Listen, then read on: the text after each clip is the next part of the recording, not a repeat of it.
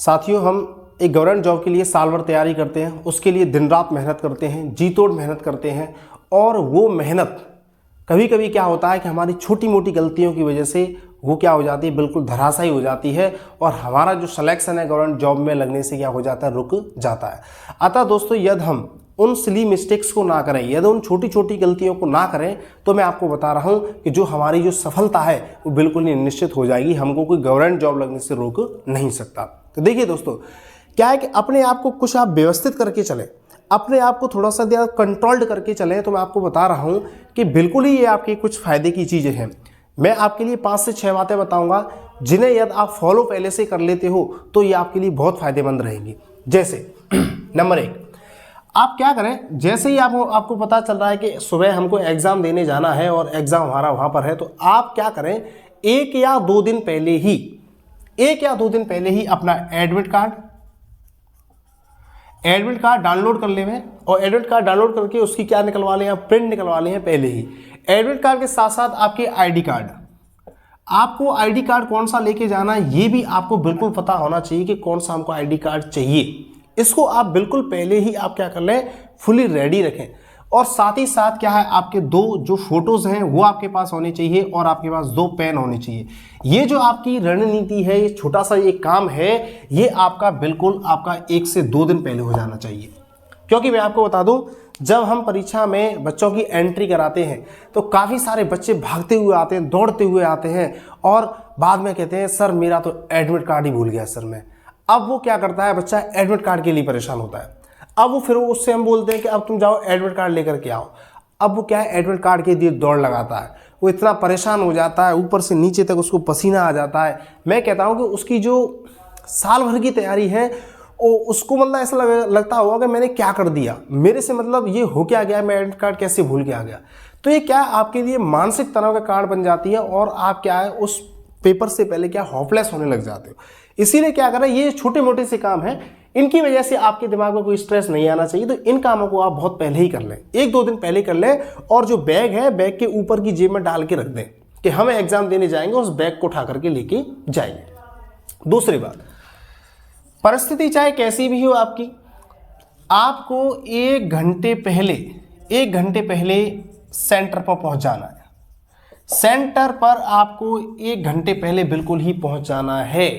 मैं आपको बता दूं, काफ़ी सारे बच्चियां आते हैं 1 घंटे के बाद। कभी कभी ऐसा हो जाता है लास्ट 1 मिनट की वजह से या 2 मिनट की वजह से या 5 मिनट की वजह से उनको गेट के बाहर ही रहना पड़ता है। और देखिए, ये चीज़ नई नहीं है, चाहे वो आरएएस की एग्ज़ाम देख लो, आरएएस की एग्ज़ाम में भी ऐसा हुआ था, कुछ लड़कियां रह गई थी, कुछ बच्चियां रह गई थी।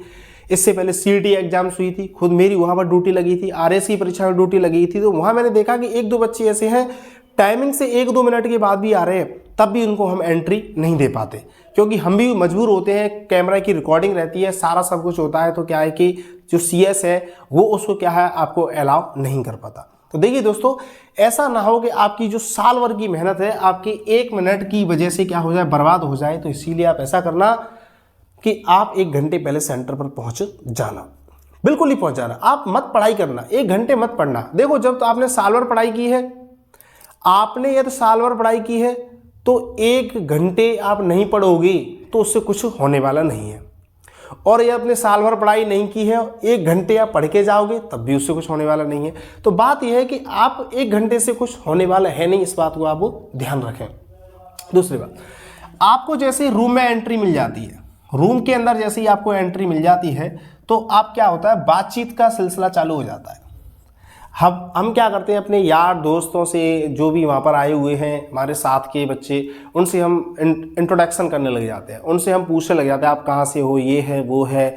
उसके बाद पेपर ऐसा आएगा वैसा आएगा, बहुत अधिक प्रकार की मतलब बातें होने लग जाती हैं। तो मैं आपको बता दूं, आप पेपर हॉल में जाकर के शांत रहें और करें तो नॉर्मल किसी से हेलो हाय करके छोटी मोटी बातें पूछ लेता है, कहाँ से हो क्या है, बस इतना बात करें। उसके बाद पेपर कैसा आएगा क्या नहीं आएगा उसके ऊपर आप बिल्कुल ही बात नहीं करें और ऐसे लोगों से दूर रहें। थोड़े से आप भले ही हॉल में जब एंट्री हो जाए तो आप मतलब अब टेबल पर अपने पेन कॉपी रख करके आप क्या करते हैं, एडमिट कार्ड रख करके बाहर जा सकते हैं, थोड़ा सा आप घूम के आ सकते हैं। मतलब ऐसे लोगों से या नेगेटिव लोगों से आप क्या रहें, थोड़ा सा बच करके रहें, ज़्यादा बात नहीं करें वहाँ पर। तीसरी बात, अब क्या होता है कि आपको OMR मिल जाएगी। अब आपको जो पेपर मिलेगा और पेपर के अंदर क्या मिलेगी, OMR मिलेगी। सबसे बड़ा काम मैं आपको बता दूं, ये करना है आपको OMR वाला। इस OMR वाले काम में आपको कोई भी गलती नहीं करनी है, कोई भी गलती आपको नहीं करनी है। मैं आपको बता दूं, कई बार ऐसा होता है हर रूम के अंदर 1 से 2 कैंडिडेट ऐसे होते हैं OMR को गलत भर के जाते हैं, रोल नंबर गलत भर के जाएगा, वो उसे कितना भी समझा लो रोल नंबर गलत भर के जाएगा, फिर उसके लिए वो परेशान होगा, फिर उसके लिए वाइटनर के लिए बोलेगा, माइंड के अंदर वो टेंशन लेगा। आधा सा पेपर तो मैं कह रहा हूँ उसका वहीं खराब हो जाता है जब उससे OMR शुरुआत में गलत हो जाती है। तो बेटा आपको क्या करना है, OMR को अच्छे से पढ़ना है। रोल नंबर है तो उसकी जगह रोल नंबर लिखना है, उस क्वेश्चन बुकलेट नंबर तो क्वेश्चन बुकलेट लिखना है, OMR सीट नंबर तो OMR सीट नंबर लिखना है। बिल्कुल क्लियर वे में आपको अच्छे तरीके से भर देना है उस OMR को, उसमें आपको बिल्कुल भी गलती नहीं करनी है। ये सारे काम आपके हो जाएंगे। उसके बाद आप पेपर में आएगा आपके पास, अब आएगा आपके पेपर को हल कैसे करना है, पेपर को हल आपको कैसे करना है, इस बात को आप समझ लें। देखो पेपर को हल करने का एक तरीका है। क्या तरीका है, देखिए क्वेश्चंस को पूरा पढ़ें। पहली बात, क्वेश्चन को पढ़ें, पूरा पढ़ें। कैसा पढ़ें, पूरा पढ़ें। कुछ विद्यार्थी क्या करते हैं, क्वेश्चन को पूरा नहीं पढ़ते, उससे पहले उसको आंसर देने की पड़ती है। अब इतनी फास्ट आंसर देता है कि वो बच्चा ये नहीं देख पाता कि उस क्वेश्चन के पीछे की लंग नहीं है लिख रहा है या ये पूछा है। और कई बार ऐसा होता है, कई बार होता है ऐसा कि हमसे ऐसी सिली मिस्टेक्स होती हैं, वहाँ पे लिखा है कौन सा नहीं है और हम पढ़ के जाते हैं कौन सा है और उसके लिए क्या लगा देते हैं, हम टिक लगा देते हैं। इस तरीके से हमारे पूरे पेपर में देखा जाए तो मैं कह रहा हूँ 4 से 5 क्वेश्चन इस तरीके से गलत हो जाता है। अरे यार इसमें तो ये पूछा था। और देखिए क्वेश्चन में क्या होता है, क्वेश्चन में आता है आरोही क्रम में व्यवस्थित करो, कभी आता है अवरोही क्रम में व्यवस्थित करो। तो इन चीज़ों को आप समझ के अच्छी तरीके से कि आरोही की बात कर रहा है मतलब वो बढ़ते हुए क्रम की बात कर रहा है, और अवरोही की बात कर रहा है तो वो कैसे क्रम की करता है, घटते हुए क्रम की बात कर रहा है। आपको पूरे क्वेश्चन को पढ़ना है और पूरे क्वेश्चन के बाद जो ABCD 4 ऑप्शन है, उन चारों के 4 ऑप्शन को आपको पढ़ना है, अच्छी तरीके से पढ़ना है। उसके बाद आपको क्वेश्चन क्लिक करना है, क्योंकि जल्दबाजी में कभी कभी हम क्वेश्चन को गलत पढ़ जाते हैं और उसका आंसर हम देख के आ जाते हैं, फिर हमें बाद में आकर दुख होता है कि सर ये क्वेश्चन हमसे क्या हो गया, गलत हो गया। तो देखो इन सिली मिस्टेक्स को हमको बिल्कुल भी नहीं करना है, क्योंकि फिर हमारे साल भर मेहनत करने से और जिन विद्यार्थियों ने साल भर मेहनत नहीं की फिर उनमें अंतर कैसे होगा, फिर आप कंपटीशन में आगे कैसे जाओगे। तो आपको ये वाला काम नहीं करना है। एक और बात कि आप पेपर को हल कैसे करें, किस ऑर्डर में आप पेपर को हल करें, पेपर का एक ऑर्डर क्या होना चाहिए। देखिए मैं आपको बता दूं, आपका जो रीड का पेपर है उसमें हिंदी आ रही है, संस्कृत और इंग्लिश आ रही है, और उसके बाद आपके में क्या आ रही है, आपके में उसके बाद आपके में आएगी GK आएगी और साइंस आ जाएगी, और इधर आपकी साइकोलॉजी भी आएगी और आपकी आएगी मैथ्स आएगी। देखिए ये जो सब्जेक्ट हैं मैं आपको बता दूं, पहले नंबर पर आपको जो सब्जेक्ट सॉल्व करनी है, आपका जो ऑर्डर ये है, ये रहना चाहिए। यदि आप बहुत अच्छे तरीके से सुलझे हुए दिमाग से काम को करना चाह रहे हो, अपनी बुद्धि को बहुत अच्छा यूज लेना चाह रहे हो, तो इस ऑर्डर में करना, बहुत फायदे में रहोगे। परखा हुआ ऑर्डर है, आजमाया हुआ ऑर्डर है, इससे बेटर आपको ऑर्डर नहीं मिलेगा। देखिए सबसे पहले आप हिंदी को हल करें, और हिंदी में भी जो आपको आता है उसको आप करते जाएं, जो आपको नहीं आता उसके ऊपर आप क्या लगाते हैं, गोला लगाते हैं, अच्छे तरीके से गोला लगाते हैं। जैसे क्वेश्चन नंबर 1, क्वेश्चन नंबर 2, जैसे माना कि ये क्वेश्चन नंबर है और ये वाला क्वेश्चन जैसे 11 नंबर क्वेश्चन है, ये हमसे नहीं हो रहा है, तो इसके ऊपर गोला लगा के आगे बढ़ जाए। अब बहुत से बच्चे क्या करते हैं, ना तो गोला लगाते हैं ना टिक लगाते हैं, बाद में ये वो ढूंढते रह जाते हैं कि हमारा कौन सा क्वेश्चन रह गया है, कौन सा नहीं रह गया है। इससे क्या है कि जब फाइनल में हम जो क्वेश्चन देखते हैं कौन कौन से क्वेश्चन रह गए, उसमें हमें क्या मिल जाती है, सुविधा मिलती है। दूसरी बात, और यहाँ जो क्या करना है, आपको संस्कृत या इंग्लिश को अटेंड करना है। दूसरे नंबर पर संस्कृत इंग्लिश को आप अटेंड करेंगे, पहले नंबर पर ये, दूसरे नंबर पर ये, और तीसरे नंबर पर आप साइंस या GK को अटेंड करेंगे, और चौथे नंबर पर आप करेंगे क्या, साइको अटेंड करेंगे, और पांचवें नंबर पर आप क्या अटेंड करेंगे, मैथमेटिक्स अटेंड करेंगे। ऐसा मैं आपसे क्यों कह रहा हूं कि आप साइको को और मैथमेटिक्स को पीछे की साइड में क्यों करेंगे, इस बात को आप समझ पा रहे हैं मैं इस बात को क्यों कह रहा हूं। देखिए मेरा इस बात को कहने का पर्पज ये है कि देखिए साइकोलॉजी के अंदर जो क्वेश्चन आएगा, या तो आएगा फैक्चुअल, और फैक्चुअल नहीं आएगा तो आएगा अंडरस्टैंडिंग बेस्ड आएगा। अब होता ऐसा है कि यदि फैक्चुअल क्वेश्चन होता है तो वो फटाक से हमारा आंसर है और हम उस आंसर को दे के आ सकते हैं, उसमें कोई दिक्कत ही नहीं है। लेकिन जब क्वेश्चन अंडरस्टैंडिंग बेस्ड होता है तो साइकोलॉजी का क्वेश्चन हो सकता है आपको 2 बार भी पढ़ना पड़े, 3 बार भी पढ़ना पड़े, हो सके तो 4 बार भी पढ़ना पड़े, ऑप्शंस आपको अच्छे तरीके से देखने पड़े। अब होता यह है साइकोलॉजी को हम जैसे कोशिश करते हैं 30 मिनट के अंदर उसको सॉल्व करने की, तो साइकोलॉजी कभी 30 मिनट में सॉल्व नहीं हो पाती। 30 मिनट में कभी 30 क्वेश्चन नहीं होने वाले साइकोलॉजी के। नहीं तो आपने मॉक टेस्ट भी दिए होंगे, नहीं तो आप किसी से पूछ लेना क्या 30 मिनट के अंदर आप 30 क्वेश्चन कर सकते हो क्या? बिल्कुल नहीं हो सकते। इसके लिए मिनिमम मैं आपको बता रहा हूं, इसके लिए कम से कम 1.5 मिनट चाहिए एक क्वेश्चन के लिए। 45 मिनट के आसपास तो आपके साइकोलॉजी में ही लग जाते हैं। अब क्या होगा, कोई विद्यार्थी यदि शुरुआत में साइकोलॉजी को करता है, नंबर 1 बहुत से बच्चे आते हैं शुरुआत साइकोलॉजी से कर देते हैं, तो मैं आपको बता दूं कि जब उनकी 45 से 60 मिनट 30 क्वेश्चंस में ही चली जाती हैं तो बच्चा फिर प्रेशर में आता है। जब हमसे बोलते हैं ना कि बेटा 1 घंटा बीत गया, जब उससे ऐसे बोलते हैं कि बेटा 1 घंटा बीत गया, अब बच्चा प्रेशर में आता है कि 1 घंटा बीत गया, मैंने तो क्वेश्चन किए भी 30। तो इस तरीके से क्या उसके दिमाग में एक टेंशन आती है कि यार ये मतलब हो क्या गया, मतलब मैं 30 ही क्वेश्चन करे और 1 घंटा हो गया। इसीलिए साइकोलॉजी को आप क्या करना, पीछे की साइड में करना। इससे देखिए उल्टा काम होगा, क्या मोटिवेशन मिलेगा। जो हिंदी है जो आपकी 30 क्वेश्चन है, मैं आपको बताता हूँ अप्रोक्सीमेट 20 या 15 मिनट में ही क्या हो जाएंगे, आपके सॉल्व हो जाएंगे।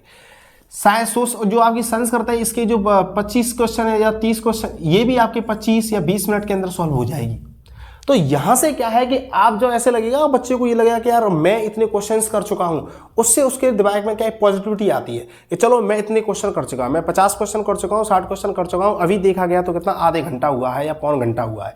तो अंदर से क्या होता है, मोटिवेट होता है कि मेरे पास काफी सारा टाइम और मैं पेपर को करके जाऊंगा। ऐसे ही बेटा मैथ्स का हाल है कि मैथ्स में भी यदि कोई सवाल का क्वेश्चन फंस गया, यदि कोई क्वेश्चन नहीं हो रहा, उसकी कैलकुलेशन नहीं बैठ रही, मैं आपको बता दूं तो उसकी आपको बहुत दिक्कत होगी। कैलकुलेशन में हो सके 1 मिनट भी लग जाए, 2 मिनट भी लग जाए, 3 मिनट भी लग जाए, आप उसके गुणा भाग करते रह जाओगे और आपका काफ़ी सारा टाइम चला जाएगा। इसीलिए विशेषकर L1 के विद्यार्थी और हमारे L2 में जो मैथ साइंस वाले विद्यार्थी हैं, उनके लिए विशेषकर मेरा निवेदन है कि आप इस ऑर्डर में करना। काफ़ी सारे बच्चे क्या है, मैथ्स में अपने आप को महारथी समझने लग जाते हैं और इधर से ऑर्डर स्टार्ट कर देते हैं, तो उनके लिए वो बहुत बड़ा घातक हो जाता है। तो इसको मैं बता दूं, उनको एग्जाम निकालना, उनको क्वेश्चन अटेंड कर पाना, 150 के 150 क्वेश्चन अटेंड कर पाना उनके लिए क्या हो जाता है, टफ हो जाता है।